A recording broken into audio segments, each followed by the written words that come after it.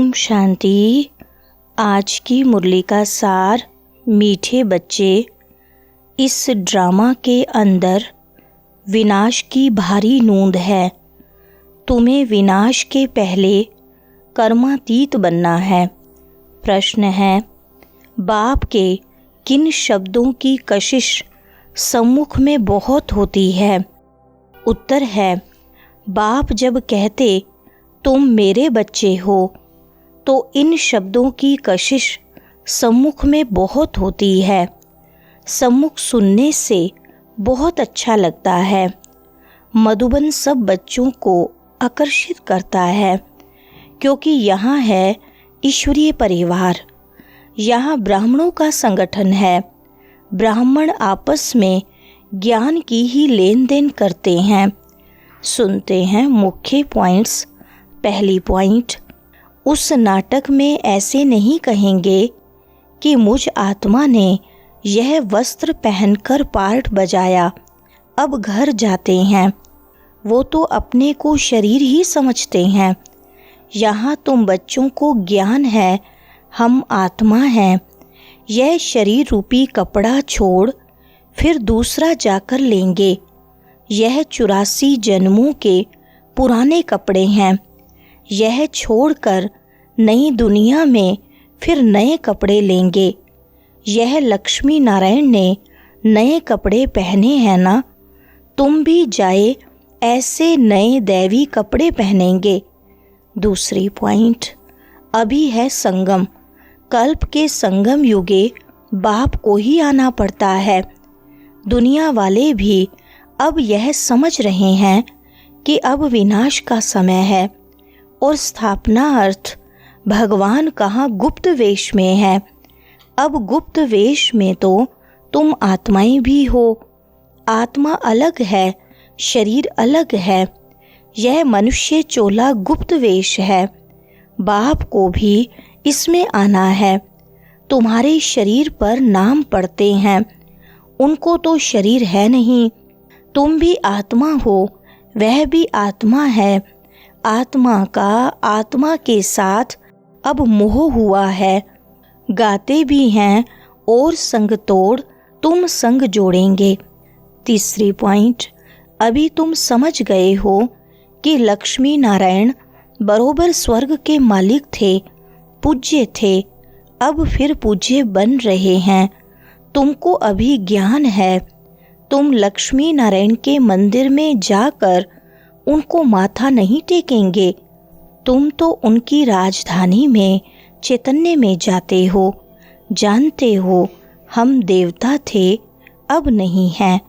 जो पास्ट होकर गए हैं उनके चित्र बनते हैं। लक्ष्मी नारायण के मंदिर सबसे जास्ती बिड़ला बनाते हैं, तो उनकी भी सर्विस करनी चाहिए। तुम जो यह लक्ष्मी नारायण के मंदिर बनाते हो, हम आपको इनों के 84 जन्मों की कहानी सुनाते हैं। युक्ति से यह सौगात देनी चाहिए।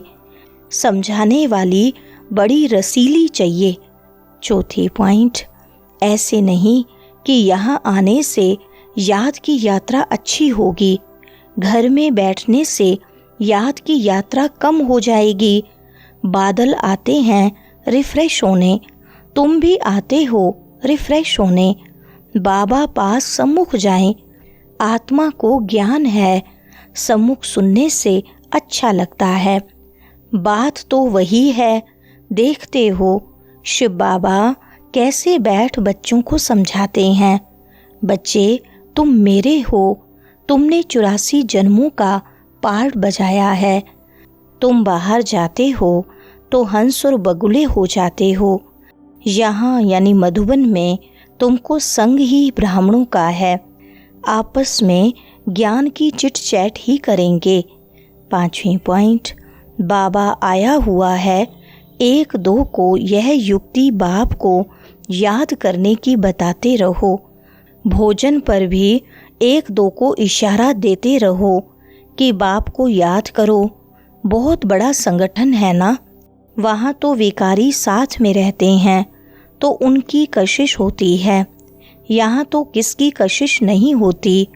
वारियर्स के साथ रहते हैं। तुम्हारा कुटुंब यह है, बुद्धि में यही रहता है। जो कोई मिले उनको बाप का परिचय दें कि भगवान को याद करते रहो। 2 बाप है ना, लौकिक बाप होते भी भगवान को याद करते हो ना, ऐसे ऐसे भूं भूं करते रहो। 6 पॉइंट, पुकारते भी रहते हैं, हे पतित पावन आओ, और फिर कह देते परमात्मा सर्वव्यापी है, हम जाकर ज्योति ज्योत समाएंगे। पुनर्जन्म को भी नहीं मानते हैं। अनेक मत है ना। अभी बाप कहते हैं मैं फलाना हूँ, यह सब देह अभिमान की बातें छोड़ दो, अपने को अशरीरी आत्मा समझो और बाप को याद करो। इसमें टाइम बहुत लगता है, माया याद करने नहीं देती है, नहीं तो वानप्रस्थी के लिए बहुत सहज है। बाप खुद कहते हैं अभी तुम छोटे बड़े सबकी वानप्रस्थ अवस्था है। 7 पॉइंट, एक तरफ विनाश भी होता रहेगा, दूसरे तरफ जन्म भी लेते रहेंगे। पुनर्जन्म लेना होगा तो आ जाएंगे, यह तो तुम जानते हो। कोई गर्भ में होंगे, कोई कहाँ, सब खत्म हो जाएंगे। सब अपना हिसाब चुकतू कर वापस जाएंगे। हिसाब किताब रहा हुआ होगा तो अच्छी रीति सजाएं खानी पड़ेंगी, फिर वह भी हल्का हो जाएगा। ऐसे नहीं कि योग में भी रहो और पाप भी करते रहो। कई बच्चे एक तरफ चार्ट भी लिखते रहते और फिर कहते माया ने हरा दिया, तो कच्चा कहेंगे ना। तो बाप समझाते हैं कि तुम ऐसे समझो कि हम थोड़े दिन यहाँ हैं, फिर चले जाएंगे। 8 पॉइंट, तुम बच्चों को पता है हम योग लगा रहे हैं। जब तमो प्रधान किचड़ा निकलेगा, हम सतो प्रधान बन जाएंगे, तो फिर इस शरीर को छोड़ देंगे। हम अभी योग की यात्रा पर हैं, टाइम मिला हुआ है, फिर यह शरीर छोड़ना ही है, फिर सब खत्म हो जाएगा। टाइम नूंदा हुआ है, फिर पिछाड़ी में मच्छरों सदृश शरीर छोड़ेंगे। विनाश होगा, तुम कर्मातीत अवस्था को पाएंगे, फिर विनाश शुरू हो जाएगा। विनाश का बड़ा भारी सीन है, यह ड्रामा में भारी नूंद है। तुम जानते हो हमारी अवस्था एक रस रहेगी, खुशी में सदैव हर्षित रहेंगे। 9 पॉइंट, अब बाप और वर्षे को याद करो। 84 जन्म पूरे हुए हैं। अब हम आपको बताते हैं, अब मानो न मानो तुम्हारी मर्जी। बातें तो बड़ी अच्छी हैं, बाप ही दुख हरता सुख करता है।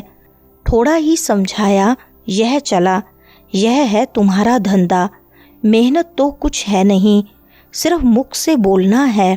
बाप कहते हैं मुझे याद करो, देही अभिमानी बनो, शिव के पुजारियों पास जाओ, फिर लक्ष्मी नारायण के पुजारियों के पास जाओ, उन्हें उनकी जीवन कहानी सुनाओ। वरदान है सर्वशक्तिमान के साथ की स्मृति द्वारा समस्याओं को दूर भगाने वाले परमात्म स्नेही भव। विस्तार है, जो बच्चे परमात्म स्नेही हैं वे स्नेही को सदा साथ रखते हैं, इसलिए कोई भी समस्या सामने नहीं आती। जिनके साथ स्वयं सर्वशक्तिमान बाप है, उनके सामने समस्या ठहर नहीं सकती। समस्या पैदा हो और वहाँ ही खत्म कर दो तो वृद्धि नहीं होगी। अब समस्याओं का बर्थ कंट्रोल करो। सदा याद रखो कि संपूर्णता को समीप लाना है और समस्याओं को दूर भगाना है। स्लोगन है, प्यारे बनने का पुरुषार्थ नहीं, न्यारे बनने का पुरुषार्थ करो तो प्यारे स्वतः बन जाएंगे। अच्छा, ओम शांति।